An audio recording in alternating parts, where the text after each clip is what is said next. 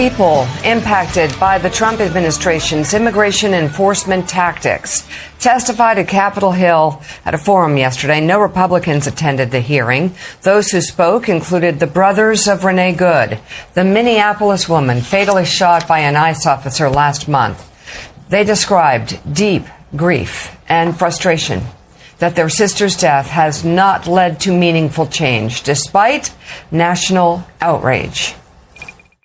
In the last few weeks, our family took some consolation, thinking that perhaps Nay's death would bring about change in our country.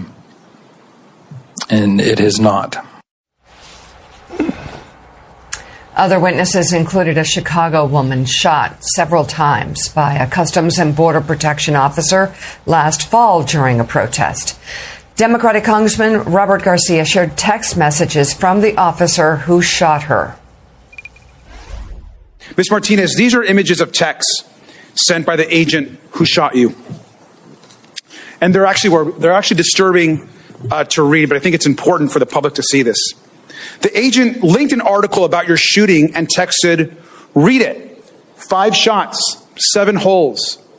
I fired 5 rounds and she had 7 holes. Put that in your book, boys." Oh, well, it is what it is. Happens. This is someone that works for the United States government.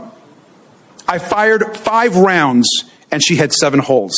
Now, he was talking about you, and it's our understanding that he was actually bragging about his aim shooting an unarmed American citizen. Is that right? Correct. Gunning down unarmed Americans in the street. Let me say that again.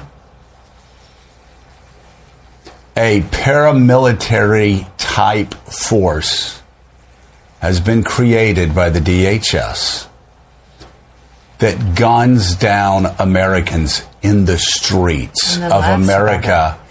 And here, an unarmed woman, American citizen, shot 5 times, left with 7 bullet holes in her. And what are they doing? They're bragging about it. The shooter brags about it on text, saying, "I shot her 5 times, fired 5 rounds, and left 7 bullet holes in her," and then brags about it to his other. This is so beyond. Yeah. So beyond control. This would never be permitted. I plead with Republicans who still think this is okay. Or turn away. I plead with evangelical Christians who are among some of the biggest supporters of this sort of savagery on the streets of America. What would Jesus do? Not this. Not even close. Other people celebrating in the media are mocking or ridiculing the shooting of these American citizens in the street, gunning them down, and nothing apparently is changing. We're going to continue taking you through what happened yesterday on Capitol Hill, but then we're going to show you what's still happening in Minnesota with these Keystone cops that haven't been trained, that are killing Americans in the street and continue drawing their guns. It's crazy. And, you know, Mika, they will present charges, and federal judges, one after another, will basically say, "Get out of my court. Stop wasting my time." And now they're making the argument, lawyers on Capitol Hill, lawyers in the White House, the Fourth Amendment. What Fourth Amendment? We don't need judges to get involved. We can just kick down doors of American citizens. This is such an egregious breach of the most basic civil rights, constitutional rights of Americans. This is what the Republican Party, the small government party, was supposed to be against. This is what we fought against all the time. A creeping, growing federal government that could take away our property, that could take away our guns, that might even, I don't know, shoot us because we had guns, as the director of the FBI, as the Treasury Secretary, as the President of the United States, as Jeanine Pirro. Yeah. Said a couple of days ago, if you come in to my district if you come into D.C. with a gun, I'm going to arrest you. What? In 2008, there was a case called Heller. It was the first time the Supreme Court said, the Second Amendment says what it actually means. Yeah. That Americans have a right to keep and bear arms, even in the District of Columbia. Jeanine Pirro says no. She tries to clean it up. No, not too late. Too late. You let us know in a press conference what you believe. Donald Trump, Kash Patel, Scott Bessent. These people are talking like left-wing freaks. Do any of them, especially Ms. Pirro, remember January 6th? Well, a lot of weapons were brought into D.C. Well, and do they remember one state house after another state house after another state house where there were people that came with AR-15s and lined the halls of state legislature? Nobody shot them. The Biden administration didn't shoot them. And yet a Republican administration is saying if you have guns, we have a right to kill you. If you legally have guns, we have a right to kill you.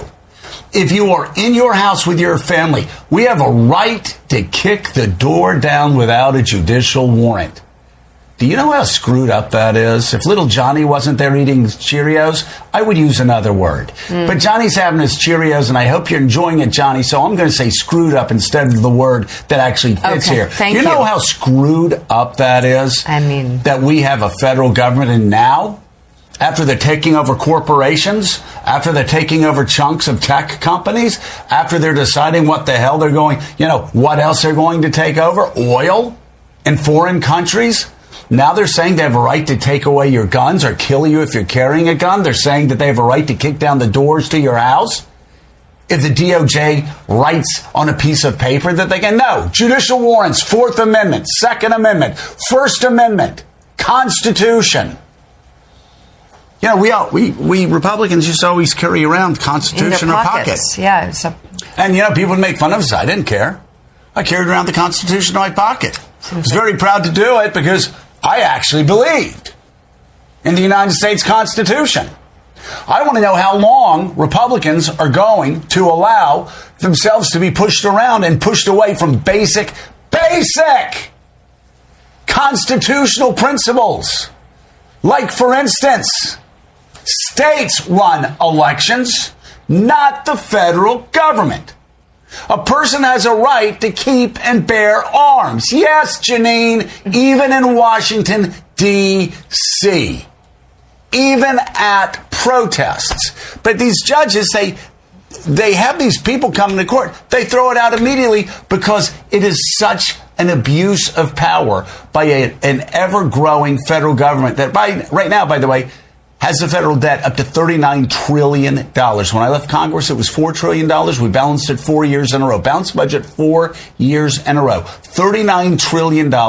Biggest spending administration ever. Biggest deficits ever. Biggest federal debt ever. This government keeps getting bigger and bigger and bigger. And there are Republicans on Capitol Hill doing nothing about it. They will pay at the polls.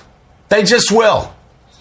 Because, as we always said, when we were fighting to balance a budget, if you give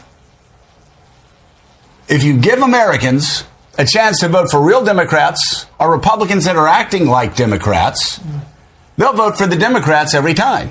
And I'm speaking now only to the big spending ways of this Republican Party. So, hey guys, you're just sealing your own fate. Wake up. Wake up. The First Amendment means what the First Amendment means. The Second Amendment means what the Second Amendment means. The Fourth Amendment means what the Fourth Amendment means. And Mick, again, this is why the judges are saying, get out of here with your stupid cases. Saying it to the government time and time again. By the way, a federal judge later dismissed the DOJ's charges, to your point, against that Chicago. What a surprise. Also at the hearing, Aliyah Rahman, a Minneapolis resident and U.S. citizen with autism and